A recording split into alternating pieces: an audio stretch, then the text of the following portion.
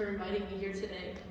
So as you know, my name is Jenna Scalia. I am 19 years old, and I'm currently a sophomore at Mount St. Mary's University, studying communications and double minoring in business and creative writing. I made the rank of Eagle in 2021, becoming the first female to do so in the Choptank District and the Eastern Shore, along with joining the inaugural class of female Eagle Scouts. I want to start off by thanking Mr. Nakagawa and Mrs. Shana Atkins for inviting me here today, because it's because of them that I began being sought out for speaking engagements all over the state starting last year, and as of this year, starting out of state. I've enjoyed every moment that I've had to be given to travel and meet new people and share my story. I was invited here today to do so, however, I do not want to stray away from what we have all been brought here today for. So I will try to keep my story as simple as possible. I only just discovered this love for speaking nearly 3 years ago while I was still deciding on making Eagle.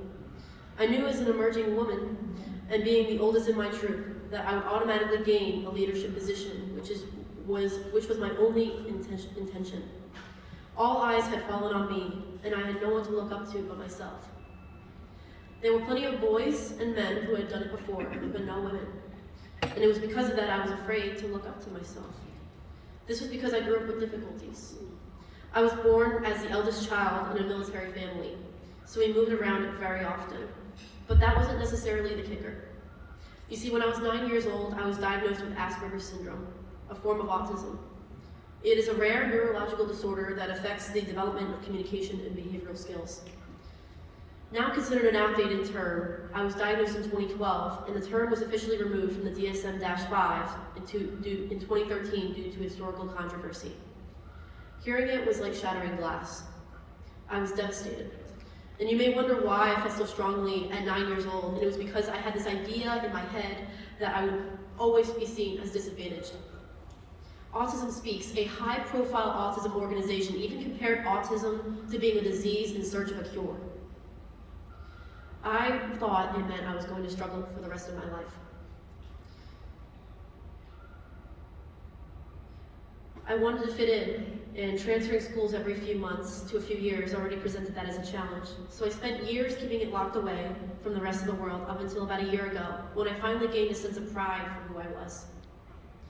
From the time I was diagnosed to our next move, I worked with a psychologist who taught me how to function in the social world. She gave me assignments, social experiments, and other materials to help build me into the seemingly ordinary girl I am now. Scouting was the first outlet that didn't see me as disadvantaged. They saw it as a token of my strength and resilience. I joined Scouting in 2019 alongside my younger sister, who recently also made Eagle. My sister Alyssa, upon girls being admitted into the BSA. We had spent years attending and participating in our brother Dylan's Cup Scouts events and trips where they had always welcomed us with open arms, despite not being boys ourselves. We were Girl Scouts for a very long time, but never found true fulfillment in anything that we did within the program, even though we had a lot of fun. Our father had begun to say that women would one day have the opportunity to make the Eagle rank, even before that was even a debate. He had made Eagle Scout in 1997, and his father before him, my grandfather, stands as a recipient of the prestigious Silver Beaver Award. I was afraid, and it wasn't until I graduated last year that I realized this. Our valedictorian gave a speech and had said, "I am afraid." I was, and still am, afraid.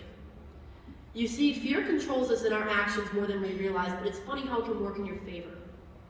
My father had begun pushing for my decision to be made and encouraging me to join because he believed I would excel in it. He once said to me, "I don't want you to see your sister up there and regret that you didn't at least try." So in fear of that regret, I filled out the registration, and with that, I became a founding member of the Girls Troop 496 of the Choptank District alongside my sister.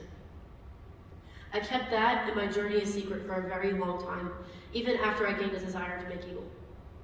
When fear has that strong of a chokehold on you, you tend to turn to different things. In this case, I turned to God. That's exactly what I did during our first summer at Camp Rodney. Many people expected me to make Eagle, but with the amount of time I had and the societal pressures I faced that were against it, I wasn't sure if it was something I could take on. Camp started off rough, especially the first 2 days. One girl broke her wrist on the first night. The Brown Sea girls were absolutely miserable. And many of us had begun fighting and not getting along. I was frustrated because I felt like I was failing as a leader. That's what I had come there to do. So, that Tuesday I went on my own to the church service that evening. After the small, simple service, I went up to the chaplain and asked if he did reconciliation. He said he could, but I told him I was asking for a friend. Yeah. We began talking, and he expressed curiosity as to what brought me into scouting. Within minutes, I told him how I moved around a lot due to my father's military career and my struggles with my mental health. He stopped me and he asked, "Can I pray for you?" And I was caught off guard, so I was like, well, yeah, sure. And he, in an orderly, I remember, and I bowed our heads and he prayed. I don't remember everything that he said, but one thing stuck with me, and it was God guide Jenna on her path to Eagle and towards her goals as she follows this journey that you've led her to. After he finished, we parted, and as soon as I turned and began down the hill, I broke down into tears. Because that man was a stranger. He had never seen of me, never heard of me, but he believed in me. A nearly complete stranger believed in me, and this one small action changed everything. I took this as a sign from God, and I thought as I was going down, if a complete stranger looked at me and could believe in me, then I could do it. Because before then, I had gone through a life where a person would have just looked at me and decided that I wasn't enough. A lot of that fear that I felt was not only because of my social disorder, but because I spent the majority of my life being treated as though I wasn't going to amount to anything and I wasn't worth the investment of time. I was bullied from as young as a 5-year-old in kindergarten, and up until sometime in high school. I was beaten down, verbally berated, and targeted online.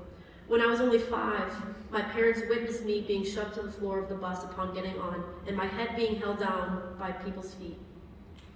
My parents followed us in their car for the duration of the 20-minute ride to school as we went over potholes and speed bumps.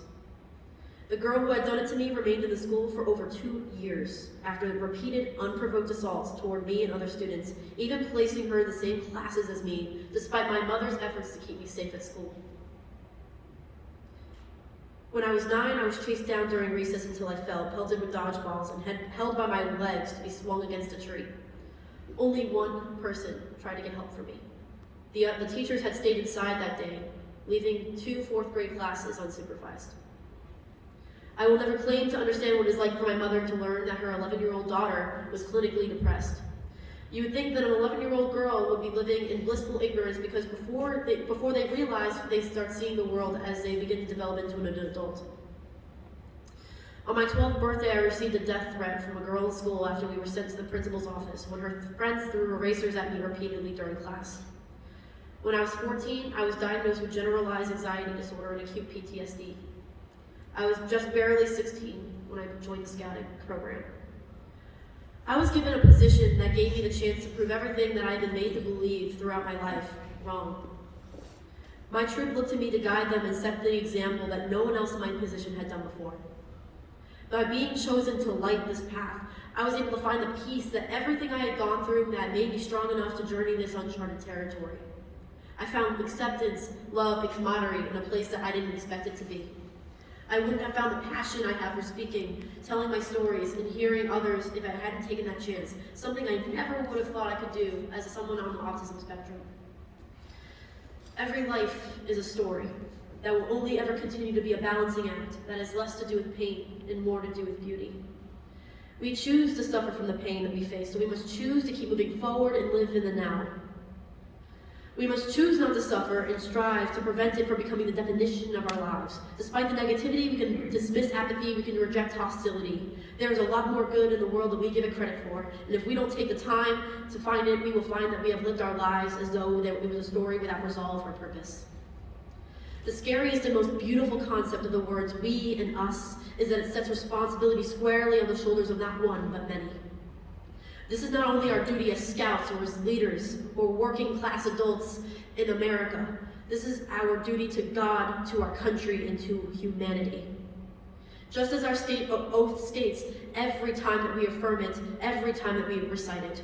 In scouting, we bear the responsibility to not only demonstrate to youths what it means to be prepared, but we also are responsible for enriching the characters that will choose to extend a hand out of kindness rather than a fist out of animosity. We are charged with the great task of planting the seed rooted in the belief that only they can decide who they are, no one else. We have come too long of a way to foster a new generation where freedom of speech becomes freedom of cruelty, and where that is pre-written in its composition of its story. It starts with one step, and that one step begins where we decide when pain ends and hope begins. Thank you.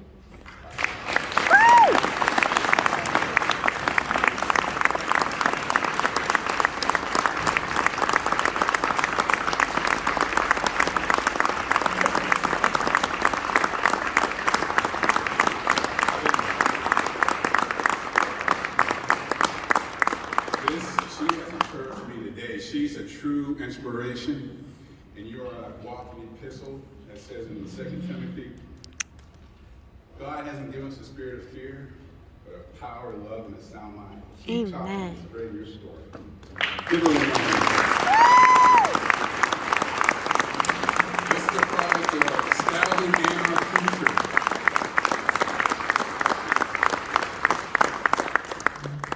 Wow, wow.